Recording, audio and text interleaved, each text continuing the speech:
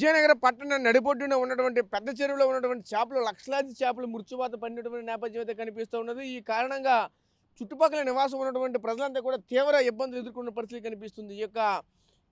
ఇక్కడ వచ్చినటువంటి స్మెల్కి పూర్తిగా భరించలేమంటూ కూడా ఇక్కడ స్థానికులు కూడా వాపోతున్న పరిస్థితి కనిపిస్తుంది. ప్రస్తుతం మనమైతే అజంతా గార్డెన్ అని కూడా ఈ యొక్క చెరువు కట్టుకు ఆనుకునే ఉంటున్న నేపథ్యం అయితే కనిపిస్తుంది. ఇదే ప్రాంతంలో వేలాది మంది వందలాది మంది సేద తీరుతూ ఒక రోజులో ఇక్కడ వాకింగ్ చేసుకుంటూ ప్రతిరోజు కూడా ఉన్నటువంటి నేపథ్యం కూడా కనిపించింది. అలాంటిది ఎవరు కూడా లేనటువంటి పరిస్థితి కనిపిస్తూ ఉన్నాయి. ఇదే క్రమంలోనే ఈ స్థానికులు కూడా మనతో పాటు ఉన్న అసలు ఏం జరుగుతుంది అంటే వాళ్ళ మాటలు తెలుసుకునే ప్రయత్నం చేద్దాం.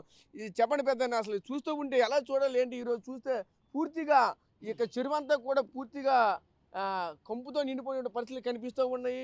నమస్కారం అండి, నా పేరు చలమూరి వెంకట్రావు.